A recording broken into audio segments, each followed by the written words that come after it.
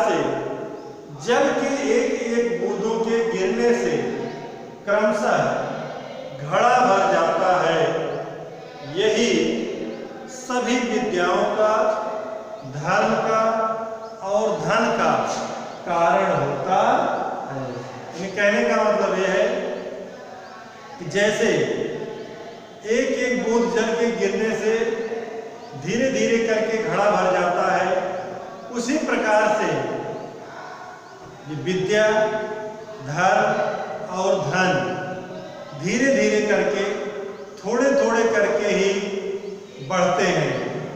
इसलिए यही हमारा सबसे प्रमुख कारण होता है कि हमें इस रहस्य को, इस तथ्य को समझना चाहिए और किसी भी प्रकार की शीघ्रता नहीं करनी चाहिए, बल्कि हमें अपने धैर्य का परिचय देना चाहिए। क्योंकि धैर्य अगर हमारे साथ है, धैर्य हम बनाए हुए हैं, तो धैर्य अगर हम बनाए हैं तो धीरे धीरे करके ये विद्या भी हम प्राप्त कर सकते हैं, धर्म भी प्राप्त कर सकते हैं और धन को भी धीरे धीरे संचय करके ही हम अधिक से अधिक बढ़ा सकते हैं।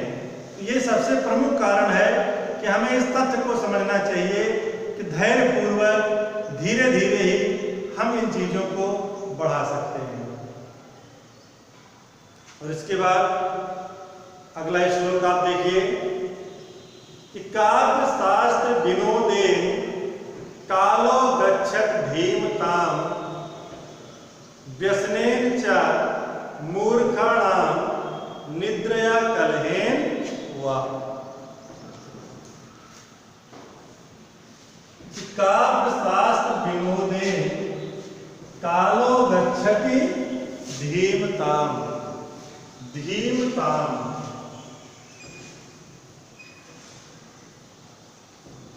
धीमताम धीमताम माने होता है विद्वान या बुद्धिमान। विद्वान। कालो, कालो, कालो माने होता है काल, समय। धीमताम विद्वान व्यक्तियों का समय, विद्वान व्यक्तियों का समय। काव्य शास्त्र विनोदेन, काव्य शास्त्र के विनोदेन चर्चा में,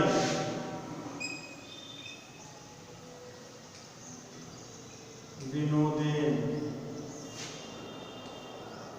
चर्चा में। विद्वान व्यक्तियों का समय काव्य शास्त्र के चर्चा में, मनोरंजन में गच्छत बीत जाता है। विद्वान व्यक्तियों का समय काव्य शास्त्र के विनोद में, काव्य शास्त्र के चर्चा में बीत जाता है, व्यतीत हो जाता है। जबकि व्यसनेन च मूर्खाणाम निद्रया कलहेन वा। जबकि मूर्खाणाम मूर्ख व्यक्तियों का समय, जबकि मूर्ख व्यक्तियों का समय व्यसन, व्यसन बुरी आदत। जबकि मूर्ख व्यक्तियों का समय व्यसन में माने बुरी आदतों में, निद्रया सोने में और कलहेन झगड़े में, कलह में व्यतीत होता है। विद्वान व्यक्तियों का समय काव्य शास्त्र की चर्चा में व्यतीत हो जाता है, जबकि मूर्ख व्यक्तियों का समय व्यसन में, निद्रा में और कलह में व्यतीत होता है। कि कलह में व्यतीत होता है। और इसके आगे अगला श्लोक आप लोग देखिए,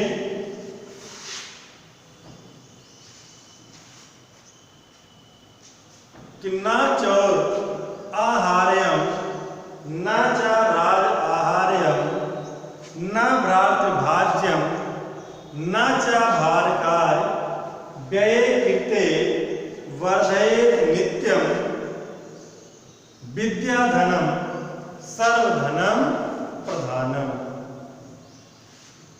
न चौर आहार्यम, न चौर आहार्यम, चोर जिसे, न आहार्यम, आहार्यम माने चुराना, आहार्यम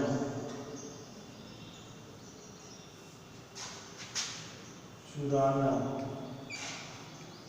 ना चोर जिसे चुरा सकता है, ना तो चोर जिसे चुरा सकता है, ना च राज आहार्यम, ना तो राजा जिसे छीन सकता है, ना तो चोर जिसे चुरा सकता है, ना तो राजा जिसे छीन सकता है, ना भ्रातृभाज्यम, भाज्यम बांटना,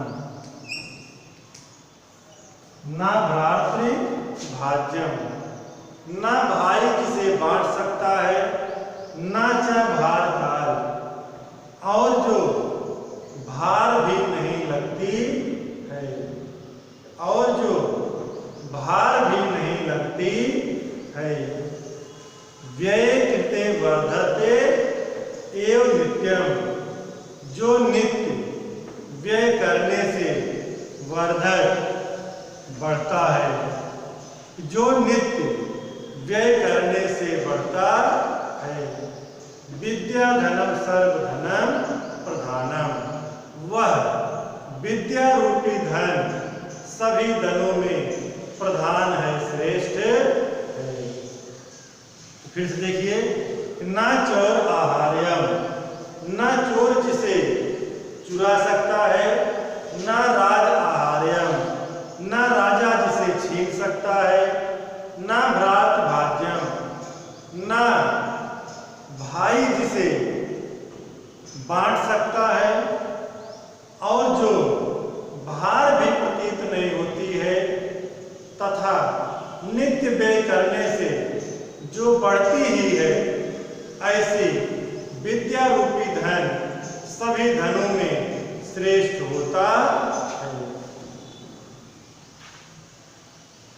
और इसके बाद अगला आप लोग देखिए, अगले श्लोक में एक सच्चे मित्र के विषय में बताया गया है कि हमें किस प्रकार के मित्र को अपने साथ रखना चाहिए, और एक सच्चे मित्र के अंदर कौन से लक्षण होने चाहिए, कौन से गुण होने चाहिए, और किन गुणों को देख करके हम अगर मित्र बनाएं तो मित्र को किन गुणों के आधार पर परखें।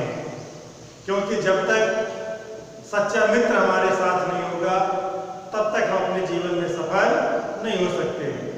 इसलिए मित्र हमारे पास अगर हो तो वह सच्चा मित्र हो। और सच्चे मित्र की पहचान क्या है, वो इस श्लोक में बताई जा रही है कि परोक्षे कार्य हंतारम प्रत्यक्षे प्रियवादिनम।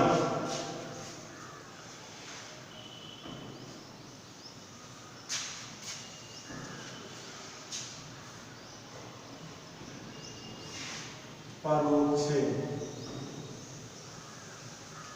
परोक्षे माने परोक्ष में या अप्रत्यक्ष रूप में, अप्रत्यक्ष।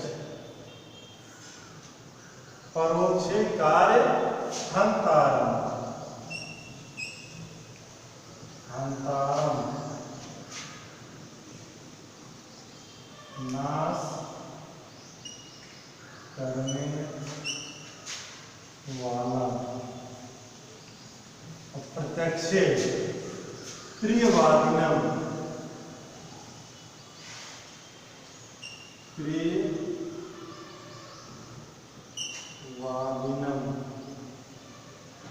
माने प्रिय बोलने वाला। तो परोक्षे कार्य हंतारम, परोक्ष में माने पीठ पीछे या अप्रत्यक्ष रूप से कि पीठ पीछे कार्य हंतारम, कार्य का नाश करने वाला, कार्य को बिगाड़ने वाला। कि परोक्षे कार्य हंतारम, कि पीठ पीछे कार्य का नाश करने वाला, कार्य को बिगाड़ने वाला। और प्रत्यक्षे प्रियवादिनम, और मुख पर सामने कि प्रत्यक्षे प्रियवादिनम, और सामने से प्रियवादिनम, प्रिय बोलने वाला।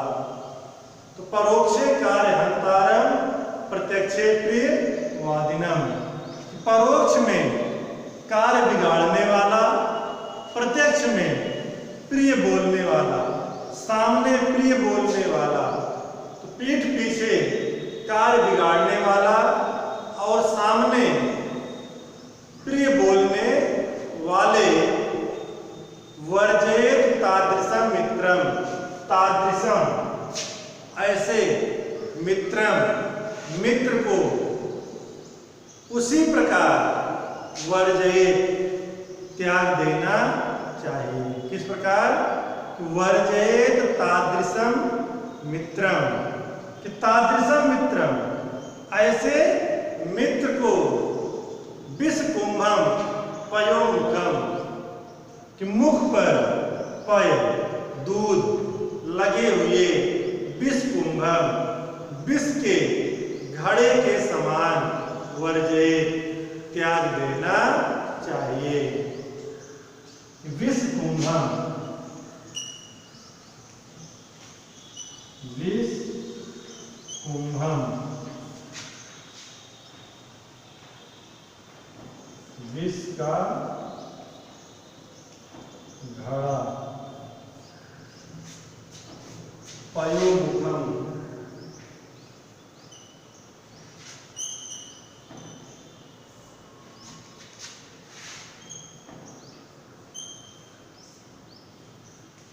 मुख पर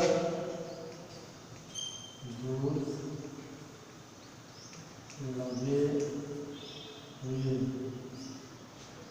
ऐसे मित्र को मुख पर दूध लगे हुए विष के घड़े के समान ही वर्जयेत माने त्याग देना चाहिए। मतलब पीठ पीछे कार्य बिगाड़ने वाला, प्रत्यक्ष में माने सामने प्रिय बोलने वाले ऐसे मित्र को मुख पर दूध लगे विष के समान, विष के घड़े के समान त्याग देना चाहिए। जैसे कोई विष का घड़ा हो और उसके ऊपर पैमाने दूध लगा हुआ हो, दूध भरा हुआ हो, माने ऊपर से दूध भरा हुआ हो और नीचे से विष भरा हुआ हो, तो क्या करेंगे? क्या उस विष के घड़े को पी जाएंगे? नहीं, क्योंकि हम जान रहे हैं कि इसको पीने से हमारा अहित होगा।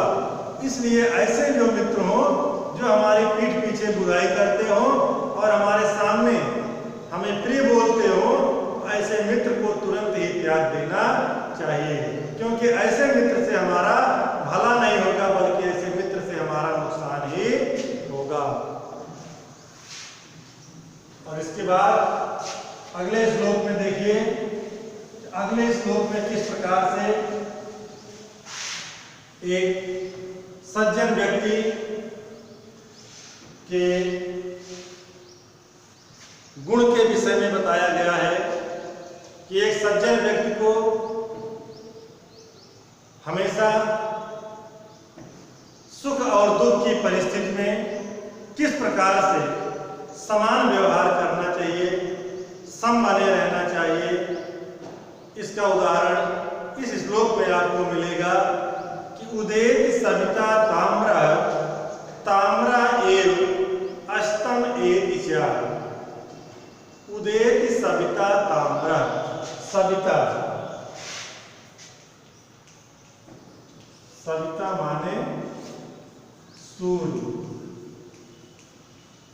सूर्य। उदित माने होता उदय होते समय। ताम्रा माने, ताम्रा माने लाल।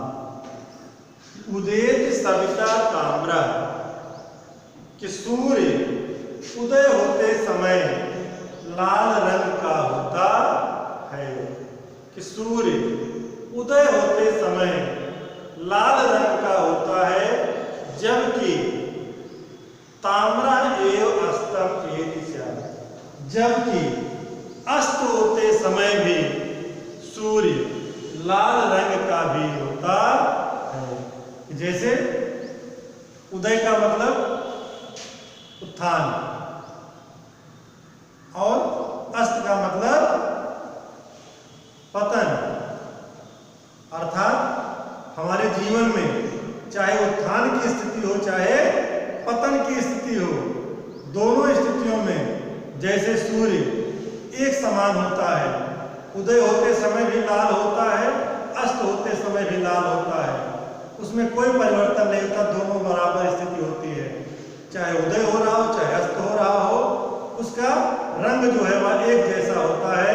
उसी तरह से हमारे जीवन में भी चाहे उन्नति का अवसर आए चाहे अवनति का अवसर आए, अर्थात चाहे दुख का समय आए चाहे सुख का समय आए, हमें दोनों स्थितियों में एक समान रहना चाहिए। किसी भी स्थिति में हमें अपने मूल गुण का त्याग नहीं करना चाहिए, हमें समान व्यवहार करना चाहिए। तो उदय होते समय भी सूर्य लाल होता है और अस्त होते समय भी सूर्य का रंग लाल ही होता है। संपत्तोचा विपत्तोचा महताम एक रूपता। इसी प्रकार से जो महताम महात्मा लोग होते हैं, जो ज्ञानी पुरुष होते हैं, वह संपत्ति में माने सुख में, विपत्तों और दुख में, दोनों स्थितियों में एक रूपता एक समान होते हैं। तो संपत्तोचा विपत्तोचा महताम एक रूपता। जो ज्ञानी लोग होते हैं वह सुख में और दुख में एक समान ही होते हैं। तो इसका मतलब ये हुआ कि हमें ना तो सुख के समय बहुत प्रसन्न हो जाना चाहिए और ना तो दुख के समय हमें बहुत हतोत्साहित हो जाना चाहिए, बल्कि हमें सुख और दुख को समान रूप से स्वीकार करना चाहिए और अपने आचरण को सुख और दुख में समान बनाए रखना चाहिए। तो स्टूडेंट्स, आज के इस ऑनलाइन कक्षा में आप लोगों के लिए बस इतना ही। इसके आगे की शेष व्याख्या के साथ हम आपसे बहुत जल्द अपनी अगली कक्षा में मिलेंगे। तब तक के लिए आप लोग इस पढ़ाए गए श्लोक का हिंदी अनुवाद अच्छे से इसका अध्ययन कीजिएगा। पुनः इसका अध्ययन करेंगे तो आपको अधिक से अधिक इसका फायदा मिलेगा। इसलिए अगले वीडियो के मिलने तक आप लोग इसका अध्ययन करते रहिए।